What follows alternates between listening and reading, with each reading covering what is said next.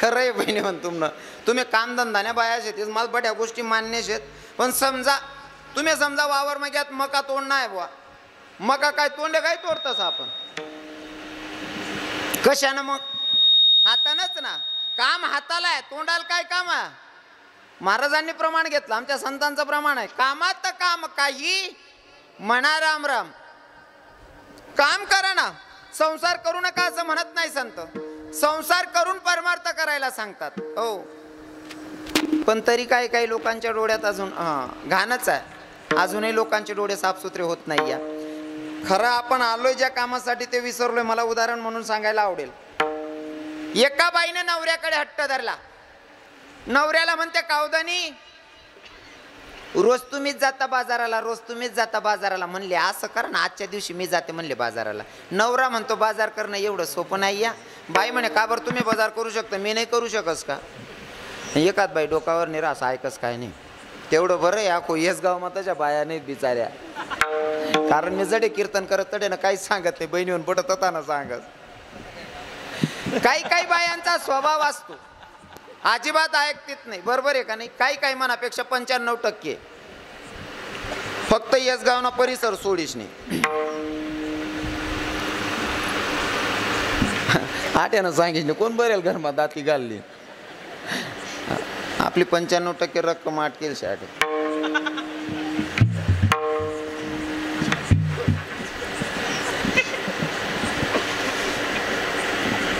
बाईनी जरी हट्ट धरा ना कितला का माणूस मोठा राहे ना त्याला हात टेकनास पडस काय मत आहे बाबा तुमनं शेवटला बाबा टोपीवाला बाबा काय मत आहे तुमनं खरं आहे ना त्या बाबा सुद्धा म्हण राहणार भाऊ आपला कवय नंबर लागी दादा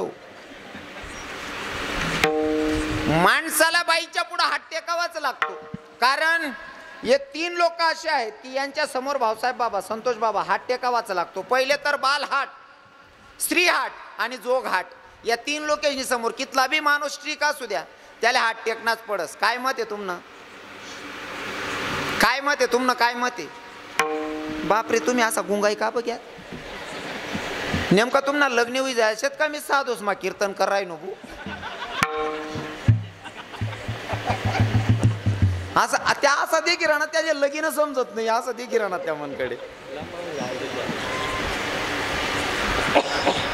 3 लोकांच्या समोर माणसाला हात टेकावा लागतो स्त्री हाट बाल हाट आणि जोग हाट बाल हाट स्त्री हाट जोग हाट आता बाल हाट कसा असतो ऐका आता हे टोपीवाले बाबा बसलेत यांनी जर नुसतं धोतर आहे आणि ती बंडी घातलेली आहे आणि नातूचा हात धरला गावात हिंडायला लागले फिरायला लागले आणि फिरत असताना नातून जर ध्यान गई दुकानवर आणि बाबाला सांग बाबा माल व्यापारनी पुढीली देऊ बावड्या मी नुसता धोतरवर निघेले की जमा 1 रुपया नाही घर चिलक ली दे रे भाऊ नाही ते लोई पडसो बर तुमना की जमा रुपया नाही तरी सुद्धा दुकानवाला पण 5 रुपयाने व्यापारनी पुढी लेणी शे तुमले बरोबर आहे का नाही बरोबर आहे ना इच्छा नसताना बालहाट पोऱ्यांठ राहिली ना नातुनी लेणीच पडी बालहाट स्त्री हाट आठ ते विलाजच नाही हो डायरेक्ट हा आणि मला ते असं वाटत ना समजदार माणूस नांदी बी लागू नये बा आठ इथला अवघड काम रास ना तुमनं मका का तोडाना टाइम होय ना जर तताईन फोन ना भाऊ जाय ना किंवा भाऊ ना ताई आईन त्याशी तब्येत खराब आहे आईन त्या तुमले याद कर रहा त्यात तुम्ही गाव माईन फिरी या ए पाणी ते दे लिहिल्या ना मग वो म्हणा बापरे आधी काही तू ते गणबारी वातावरण होतं इथला मग काय फिर कहू न भो हाव लाल्या रोग कताईन घुस ना भो मन घर मा तू काय होय ना आता ते चांगलं बोल रहे तू इथला मग काय होय ना तुले काय होय माले वो बापरे तू न मन ना काय नाही माल मन माहेर जाणं मन मायन तब्येत खराब आहे माणूस रावण्या करत देख आपले जेमते मजूर भेटेल शे तेवढा मका तोडले मग जाय जो राय जाय थोडं 2-4 दिन 2-4 दिन थांबी जाय अजिबात जमणार नाही मला आजच जाणं शे माणूस सांगा देख फक्त 2 दिन थांब मग जायचो अजिबात थांबणार नाही जा सु एखादा माणूस डोकं फिरणं ना 2-4 कानपटा मग 2-4 कानपटामध्ये द्या म्हणता का मना नंबर लाग गया बोलता लेत जाऊ ना यांना सत्कार करल्या जाणं म्हणतो का असा बजेट बिजेट आहे भाऊ. विठ्ठल विठ्ठल हरी विठ्ठल विठ्ठल विठ्ठल विठ्ठल विठ्ठल विठ्ठल विठ्ठल. नवरा कितला करावण्या करेना जर ठराय गे ना मला माहेर जाणशे. एखादा माणूस राग सांगता मारे जेमते मजूर भेटेल ऐकलं नाही ते 2-3 कान मध्ये खाईलेच म्हणतो. 2-3 कान मध्ये दियलवर सुद्धा बुचडा घाला एकच सांगत बाळाला पैसा दे द्या आणि तुमले सुद्धा देण्यास पडतच काहीच विलाज नाही. बालहाट स्त्री हाट आता राहिला तिसरा म्हणजे जोग हाट. साधू आता कमवई आहेत त्या पहिले साधू फिरत बाबा भिक्षा मागायला साधू फिरायचे ते. हा तर ते साधू त्यासनं ठरेल होतं जरी एखादा माणूस दिखी घ्या ते त्या पक्का 5-50 रुपया मग कोचीच आहेत त्याला. मग लोके बी हुशार वय घेतात त्या साधूले देख का पहिले दरवाजा बंद करले नाही तोंड फिरायले. पण साधू हा जो घाटा साधू गल्लीतून जात होता एका माणसानं बघितलं त्याच्या लक्षात आलं की हा साधू आपले 5-50 ना खर्च वाढायचा. साधू महात्म्याला बघितलं आणि रागारागात त्याच्याकडे बघत होता की याने माझ्याकडे मागायलाच नाही पाहिजे म्हणून. अहो माणूस इथला राग मध्ये गिरायता साधू बाबाने इथला राग मध्ये देखणारा माणूसले बी सांग भैया आप तो बहुत दिलदार दिखते हो. ओ म्हणा बापरे आता इथला डोळ्यात आनंद किराय ना तरी जर दिलदार म्हण राय ना त्याला नीज बनाल चालीन का. हा लक्ष्मण दादा वायबार बनाल चालीन का. आता एवढा साधू मला चांगला म्हण राय ना मग थोडा आशी दे ना.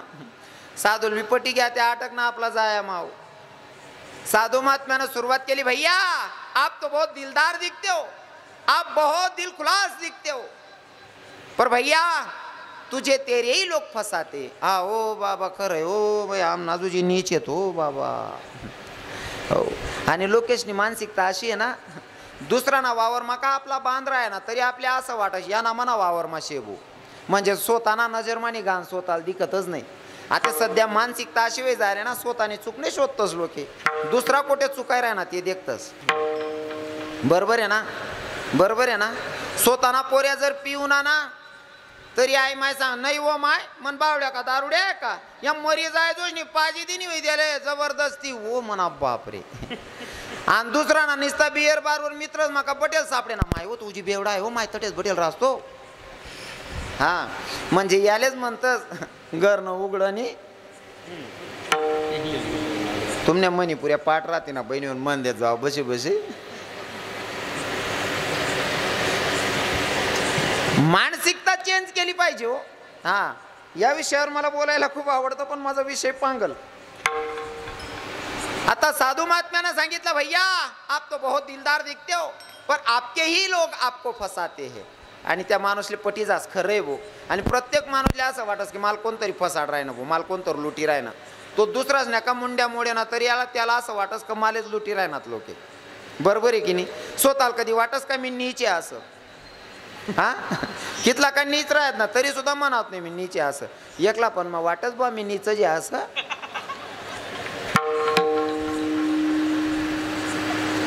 साधू महात्म्यानं सांगितलं आता यांचं जाऊ द्या त्या साधूली यासले फसाडाल तरी टाइम लागत पण या बहिणी ते तवय 2-4 हातला बाजरी गहू काढ देते जागो इसले फक्त इथलं सांगाल पाहिजे त्या साधूने ताई तुझी तब्येत अशी होते बाई तुला करणी करून देऊ. हा व माय मजा आणि व माय धक म्हणा पोलका सुद्धा वतत नाही व बहीण वो म्हणा बापरे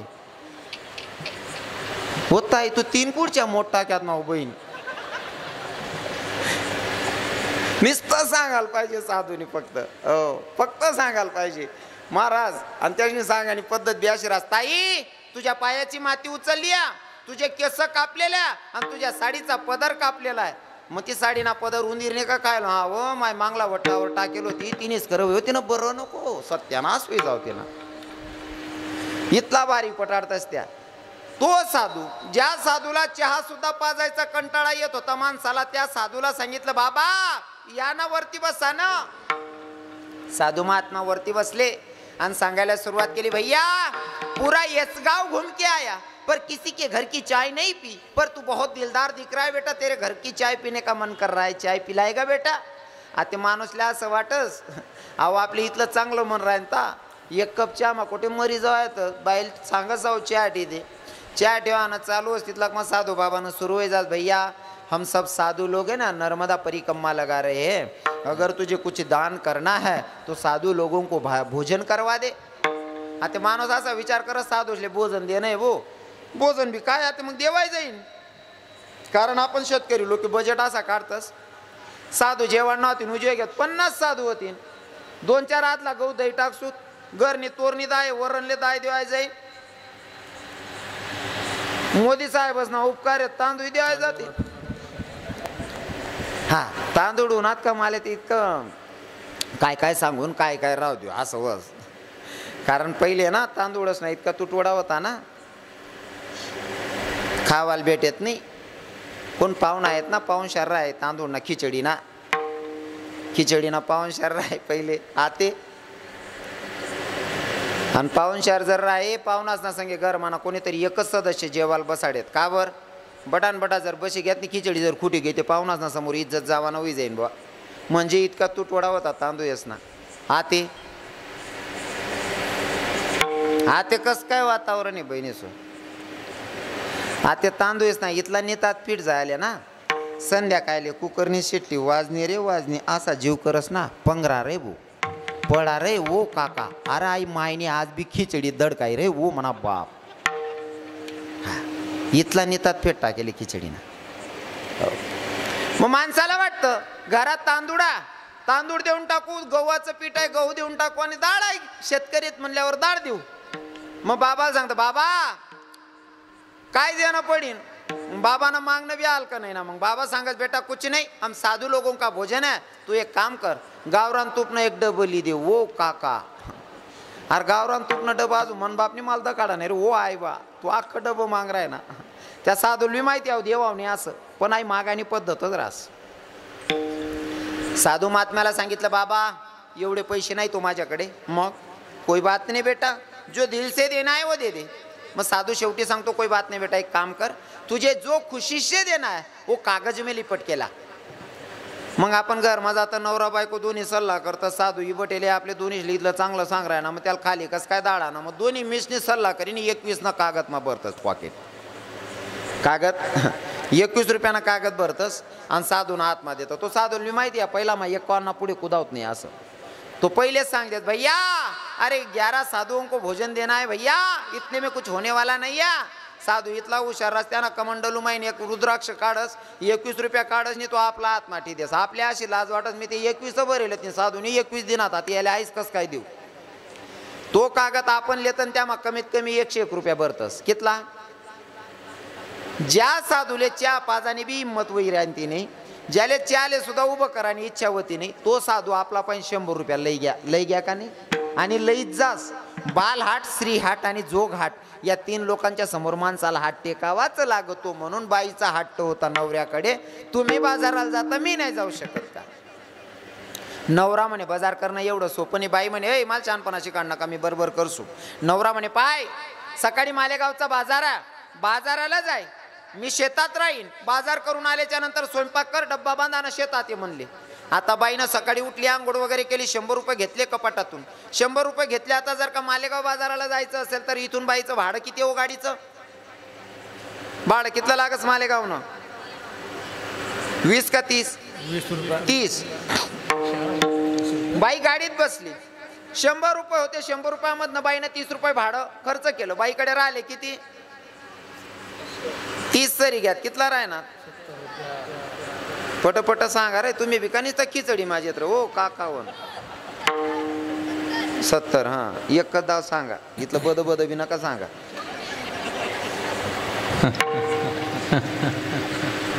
70 रुपये बाईकडे आयता जशी का बाई उतरली गाडीमधनं तसं पहिली दुकान बघितली आणि पहिली दुकान होती बाशिंगाची लगीन सीझन चालू होतं बहिणीसोन पहिले दुकान की बाशिंगच ती माय म्हणे मन दाखल पण लगीन व्हायला बाशिंग बांधीन कशी दिकून काय दिकू म्हणे पहिले बाशिंगत लिहिली होती म्हणे बाशिंगवाल्याला म्हणते दादा बाशिंग कसं दिलं म्हणे बाई 20 रुपयाचं एक आहे 20 रुपयाचं एक बाशिंग बाईकडे राहिले किती आता 50 रुपये अजून डोकामा विचारू ना माय म्हणे मन दाखल पण लगीन व्हायले मन नवरानं बी दाखल पण व्हायले त्यासले बी एक लिहिलेच म्हणे त्या बावले बी एक लिहिली ना कितला राहणार भाडा पाहिजे का नको घरी यावाले 30 रुपये भाडं खर्च करीन घरुनी बाई आता बाईच ना स्वभाव रास काका नवी साडी जर लिहिली ना तरी माय माल नेशी देखू दे मी कशी दिकत तसंच बाईच्या मनात आलं बाई लहानपणाचं लग्न झालंय बाशिंग बांधून कशी दिसत होती म्हणले अदुगर बाशिंगच बांधते म्हणले बाईनं बांधलं बाशिंग आणि पीठ मळायला बसली कारण नवऱ्यानं सांगितलं होतं स्वयंपाक कर डब्बा बांधानं शेतात ते बाजारातून आल्याच्या नंतर बाई बाजारातून आलेली आहे स्वयंपाकाला बसायच्या आधी बाशिंग बांधलं बाईनं आणि बाशिंग बांधीशनी पीठ मळायला बसणे आता पीठ मळायला बाई बसली बाशिंग बांधलेलं आहे पीठ मळताना बाई अशी मागं पुढं हालते बरोबर आहे ना काकू बाई अशी मागे पुढे आलंच ना ओ म्हणा बापरे बाया काही सांगते नि मानची हा मन राहणार म्हणजे पीठ मळानं काही येस गाववालाच कडे शेबू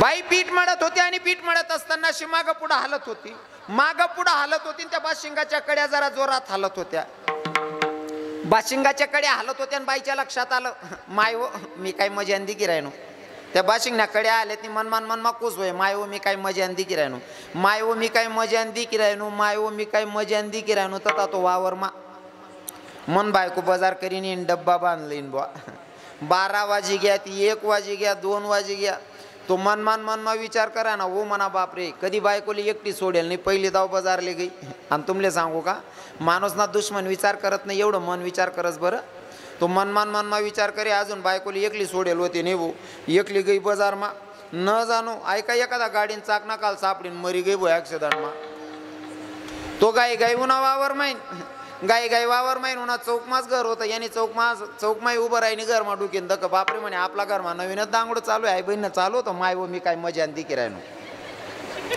चप्पल वटावर काढली ना घर मागूस ना तवलुगून आई बहिणीनं चालूच होतं माय वो मी काय मजा दिक राहिनो हाव राग मा घ्या जोर मा पाय उपटीन उभा राय ना बाईने देख नवराकडे हाव राग माच देखी राहता बाई म्हणे ए माय एवढा राग मा नका देखा म्हणे मी काय एकलीन करता नाही तुम ना करता एक लईटी येईल म्हणे आता मला सांगा विनोद वजा करायचा मला आता सांगा नवऱ्यानं बायकोला कशासाठी पाठवलं होतं ताई बाजार करायला बरोबर आहे ना बायकोला बाजाराला पाठवले आणि जर बायको चुकीचा बाजार करत असेल तर नवरा काय करीन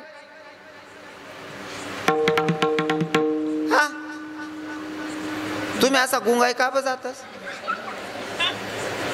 जर बायको चुकीचा बाजार करते तर नवरा काय करीन भाऊसाहेब बाबा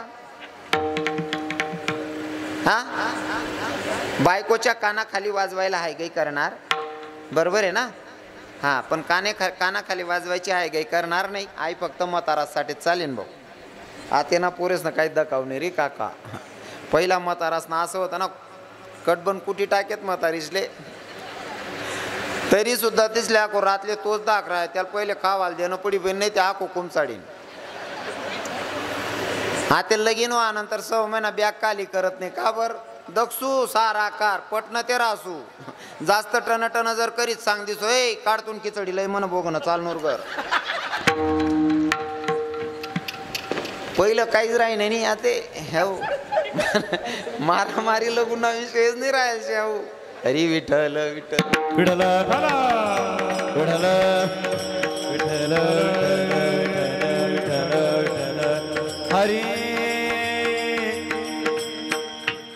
मला एवढं फिरवून एवढ्यासाठी सांगावं लागलं की दादा संसारामध्ये जर बायको चुकीचा बाजार करत असेल बाबा बायको जर चुकीचा बाजार करत असेल तर नवरा आयगाई करीन का बायकोच्या कानाखाली वाजवेल की नाही जर संसारामध्ये नवऱ्याच्या मनाच्या विरोधात जर बायको बाजार करत असेल तर नवरा बायकोच्या कानाखाली वाजवायला हायगाई करत नाही मग तसंच तो जगाचा मालक त्या भगवंतानं तुम्हा आपल्याला इथं बाजाराला पाठवलंय आणि आपण जर चुकीचा बाजार करून त्याच्याकडे गेलो तर तो कानाखाली वाजवल्याशिवाय राहणार आहे का तो कानाखाली वाजवणार की नाही हा म्हणून बाजार करत असताना हुशारीनं करायचं आणि हुशारीनं जर बाजार करायचा असेल तर त्याच्यासाठी तुमची संगत सुद्धा चांगली असली पाहिजे कारण संगत जर चांगली असली ना संगत आणि पंगतीवर खूप महत्व आहे जसं की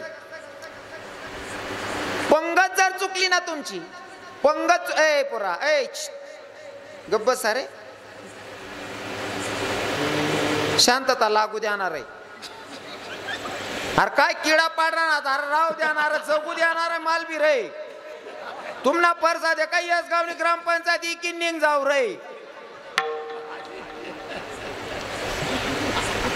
संगत आणि पंगत जर चुकली ना काय परिणाम होतो.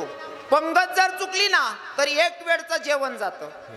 पंगत जर चुकली तर एक वेळचं जेवण जातं. पण संगत जर चुकली ना तर पूर्ण जीवन व्यर्थ जातं. म्हणून माणसानं संगत चुकीची करायची नाही. हा संगत चुकीची करायची नाही. संगत चांगली झाली पाहिजे. आणि संगत चांगली जर करायची असेल तर सुरुवात खरी म्हणजे जीवनाचं कसं जगावं. हो जीवन आहे कशासाठी ही संगत आपल्याला शिकवते. ती संगत म्हणजे संतांची संगत. क्योंकि भैया संतांच्या संगतीत राहिल्याच्या नंतर काय फायदा होतो ऐका ना. हे संतन के संग लाग रे हो तेरी अच्छी बनेगी. संतन के संग लाग रे तेरी अच्छी बनेगी. संतन के संग लाग रे तेरी अच्छी बनेगी. संतन के संग लाग रे तेरी अच्छी बनेगी.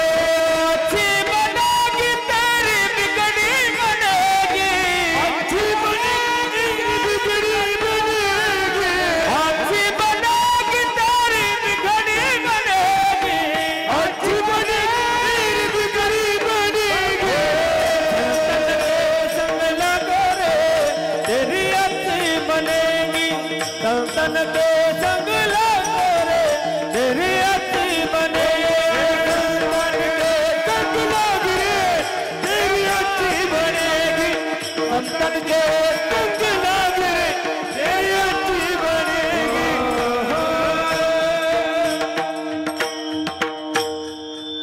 वाह हे संतन के संग लाग रे वो तेरी अच्छी बनेगी.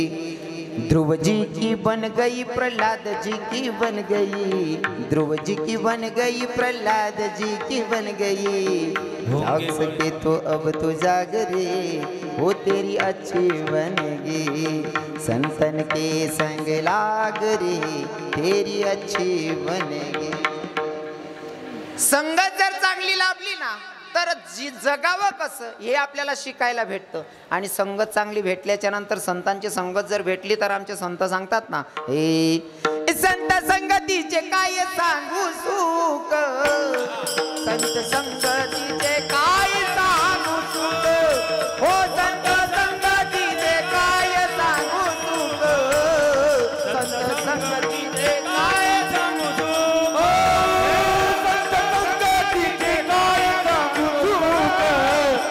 संत संगतीचे काय सांगू.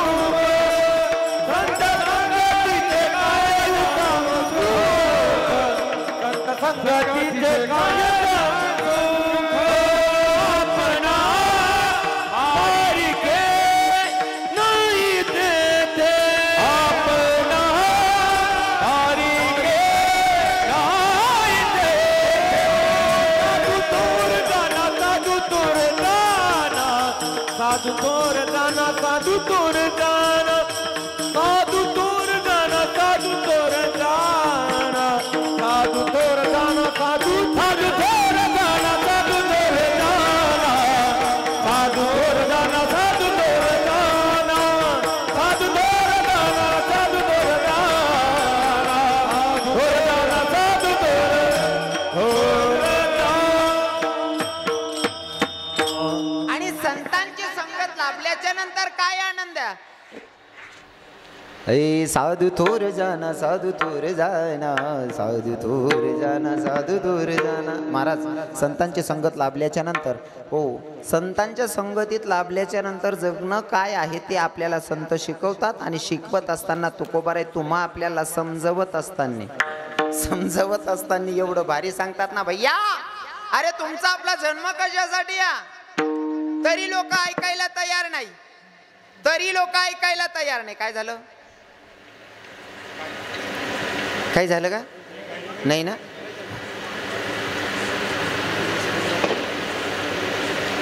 हरी विठ्ठल विठ्ठल. विठ्ठल विठ्ठल. ती खरी श्रीमंती असते.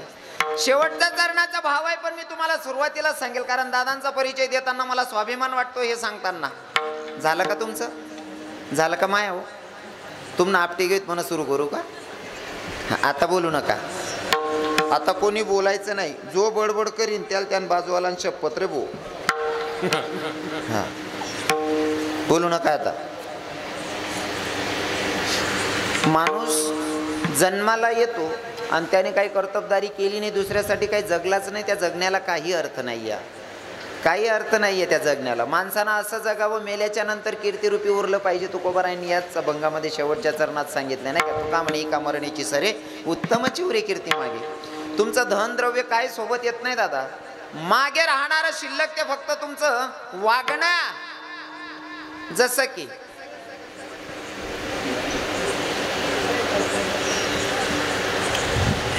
मी कीर्तनातून एक संदेश देतो. वागणं माणसाचं कसं असलं पाहिजे. मागे कोणीतरी जाऊन सांगून द्या. भाऊ बोलू नका. हा, बापू बाबा त्यासले म्हणा आपल्या गावात कीर्तन चालू आहे म्हणा, आज सांग द्या त्यासले. कदाचित समजच नाही त्यासले कीर्तन बिर्तन बा. सांगा का कीर्तन याला कीर्तन म्हणतात बा, सांग द्या फक्त.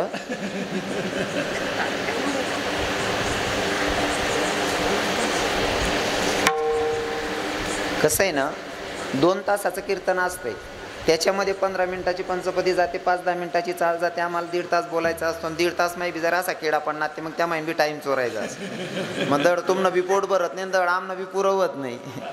हो, त्यामुळे थोडी शांतता ठेवा. माणसाने मेल्याच्या नंतर कीर्ती या रूपात उरलं पाहिजे. त्याच्यासाठी मला उदाहरण म्हणून सांगायला आवडेल, एक्झाम्पल म्हणून सांगायला आवडेल. एक साधू महात्मा भिक्षा मागत होते.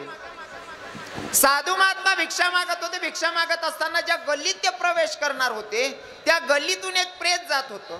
साधू महात्म्याला असं वाटलं की आता समोरून प्रेत जाते, मग आपण भिक्षा मागायची तरी कशी. जागीच थांबले. साधू बाबा पुढे जात नाही, म्हणले प्रेत निघून जाऊ देतो आणि मग भिक्षा मागायला जातो. प्रेत जात होतं तोपर्यंत एका घरातून बाई निघाली आणि त्या बाईनं तिच्या 9 वर्षाच्या पोरीला आवाज दिला, दीदी ए बेटी, अगं आपल्या गल्लीतून प्रेत जाता, जाय ना. मरणारा म्हातारा स्वर्गात गेला की नरकात गेला बघून येन म्हणले. 9 वर्षाच्या पोरीला पाठवलं बाईनं. 9 वर्षाची पोरगी प्रेत यात्रेच्या मागे जाते. साधू महात्मा सगळं दृश्य डोळ्याच्या समोर बघत होते. एक संसारी बाई तिच्या 9 वर्षाच्या पोरीला सांगते, बेटा ए दीदी जाणं, मरणारा म्हातारा स्वर्गात गेला की नरकात गेला बघून ये म्हणले. साधू महात्मा विचार करत होते, बापा आता पोरगी काय उत्तर आणते. ऐकण्याची आशा. पोरगी प्रेत यात्रेमधनं फिरून आली आणि फिरून आल्याच्या नंतर आईला सांगायला लागली, आई अगं मरणारा म्हातारा की नाही स्वर्गात गेला म्हणले. साधू महात्म्याच्या हातात कमंडलू झोडी होतं. जागीच ठेवलं.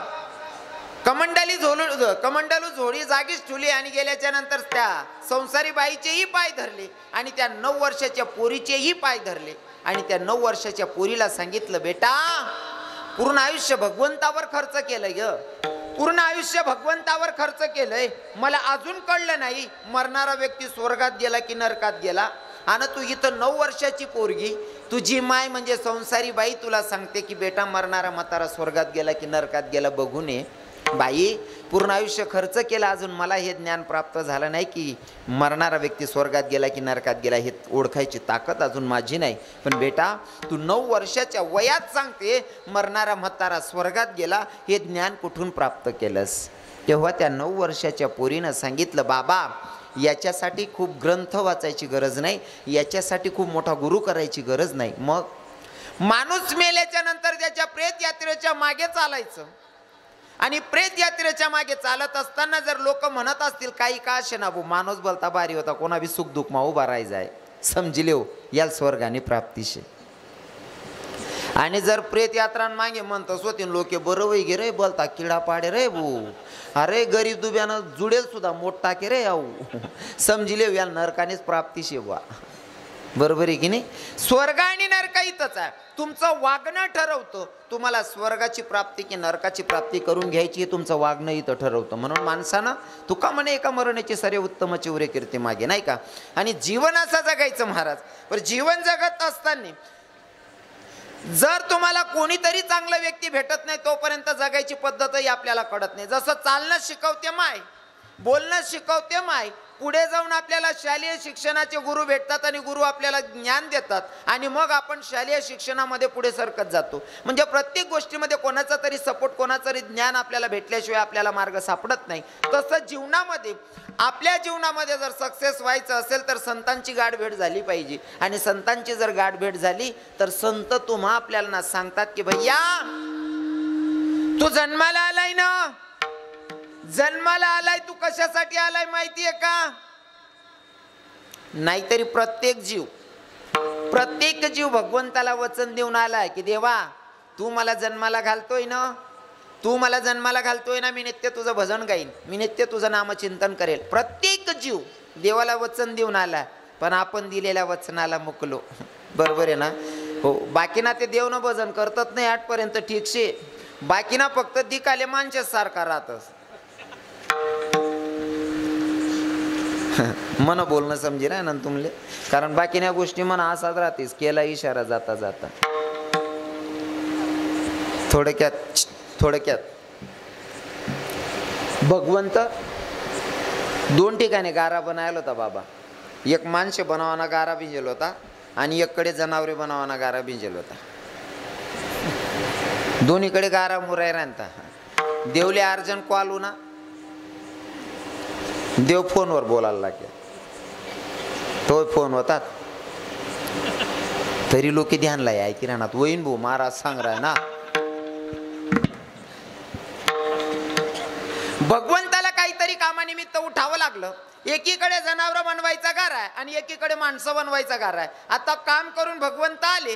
जो जनावर बनवायचा गारा होता तिथं भगवान बसला आणि तिथं जनावर बनावाना गाराना माणूसचा पुतळा काढाय घ्या. मग देव ना ध्यान मावून अरे आहे ते जनावरे बनावान माटी होती, आपला काय ते माणूस बनावाय घ्या. देव म्हणे आता याला मोडणं पडीन. तो बनायला पुतळा म्हणे देव बा गडमोड काही करू नको. काय वयले म्हणे भाऊ आई जनावरे बनावान माटी होती, तुले माणूस बनावाय घ्या. म्हणे टेन्शन लिहू नको, मला जसा आहे तसाच राहू दे, मी दिखाले माणूस सारखा दिसू पण वागसू जनावर सारखाच. असा मुकला आहे तर दिखाले माणसे सारखा आहेत पण जनावर सारखाच वागतस. मग याला काय जीनं म्हणशाल, याला काय जीनं म्हणशाल? आणि जीनं जर आपल्याला सुधरवायचं असेल तर त्याच्यासाठी संत सांगतात त्या शब्दावर विश्वास ठेवावा लागेल. संतांनी आपल्याला जागवलंय, आपण दिलेल्या शब्दाला मुकतो, दिलेल्या शब्दाला आपण मुकतो. पण आपले संत इथं येऊन विसरलेल्या गोष्टी आपल्याला समजवतात की दादा अरे हा जो जन्म आहे ना तुमचा माझा कशासाठी ऐकायचं का? घेईन मी जन्म याच्यासाठी देवा, घेईन मी जन्म याच्यासाठी देवा, घेईन मी जन्म याच्यासाठी देवा, घेईन मी जन्म याच्यासाठी देवा, घेईन मी जन्म याच्यासाठी देवा, घेईन मी जन्म याच्यासाठी देवा, घेईन मी जन्म याच्यासाठी देवा, घेईन मी जन्म याच्यासाठी देवा. तुझी चरण सेवा पांडुरंगा, तुझी चरण सेवा पांडुरंगा, तुझी चरण सेवा पांडुरंगा, तुझी चरण सेवा पांडुरंगा. हरिनाम कीर्तन संतांचे पूजन, हरिनाम कीर्तन संतांचे पूजन, हरिनाम कीर्तन संतांचे पूजन, हरिनाम कीर्तन संतांचे पूजन, हरिनाम कीर्तन संतांचे पूजन, हरिनाम कीर्तन संतांचे पूजन, हरिनाम कीर्तन संतांचे पूजन, हरिनाम कीर्तन संतांचे पूजन.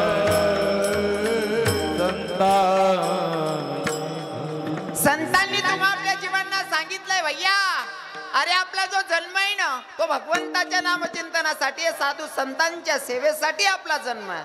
पण सांगितलेलं पण लोक ऐकायला तयार नाही. आणि खरं तर सांगू का, आपण ज्या कामासाठी आलोय ना ते कामच विसरलोय आपण. आणि आपण कशासाठी आलोय माहितीये का? खरं काम काय आहे आपलं? भगवंताचं नामचिंतन करणं. बरोबर आहे ना माया हो ताई? देवाचं नामचिंतन करणं याच्यासाठी आपला खरा जन्म आहे. उदाहरण म्हणून सांगेल, जर का तुम्हाला विचारतो बहिणी हो, तुम्ही आता रक्षाबंधनला भावाकडे जातात राखी बांधा. जर का तुम्हाला इथून मालेगाव जायचं असेल भावाकडे राखी बांधायला, जोपर्यंत तुम्ही भावाला जाऊन राखी बांधत नाही तोपर्यंत तुमची फेरी सक्सेस झालेली नाही. बरोबर आहे ना? मधमाकीतला का चुलत भाऊ भेटोत, पुई भाऊ भेटत, माम भाऊ भेटोत, त्याला कितल्या बी बांधतात घरतेन कसान करताना गेलो त्यात बहिणीसोन बावले राखी बांधाले. बरोबर आहे ना? आता तुम्हालाही सांगतो, तुम्ही जर का आता दिवाळीमध्ये बहिणीला घ्यायला गेलात, घरून निघाले तुम्ही बहिणीला घ्यायला, जोपर्यंत बहिणीला घेऊन घरी येत नाही तोपर्यंत तुमची फेरी सक्सेस झालेली नाही. हा, मधमा इथला का नातेवाईक भेटोत, मित्र भेटोत, बडाले बेटा, पण ज्या कामसाठी जायले बहिणले लेवाले, जोपर्यंत बहिणलेला येतात नाही तो लोगून तुमने फेरी सक्सेस नाही. मग मधला कितला बी नातेवाईक भेटणार तरी काय फायदा आहे का? मग तडे चीज बहीण भेटो, माम बहीण भेटो, फुई बहीण भेटो, हा बाकीच ना माम बहीण ना घर जास्त चित लागस बा. समजणं नाही का डोळ्यावर कातडं लिहिली ना तुम्ही? मला फक्त एवढं सांगायचं, जोपर्यंत तुम्ही बहिणीला घरी आणत नाही तोपर्यंत तुमची फेरी सक्सेस झालेली नाही. बहिणीला आणलं म्हणजे फेरी सक्सेस. तुम्ही राखी बांधायला निघाला, जोपर्यंत भाऊला राखी बांधत नाही, मध्ये 50 राख्या बांधल्या तरी सुद्धा कामाच्या नाही, कारण घरून निघाले होते भावाला राखी बांधाय. बरोबर आहे ना? जोपर्यंत ठरलेलं काम पूर्ण होत नाही तोपर्यंत तुमची फेरी सक्सेस नाही. या तद्वत आपला जो जन्म तो भगवंताच्या नामचिंतनासाठी या. मग इतर कामे करू नका असं आहे का? संसार करू नका असं आहे का? अजिबात चुकीचं आहे. कारण आमच्या संतांची शिकवण आहे, संसारी असावे असोनी नसावे. कामामध्ये काम हो, काही म्हणा राम राम, कामामध्ये काम, कामामध्ये काम, कामामध्ये काम, काही म्हणा राम राम, हो कामामध्ये काम,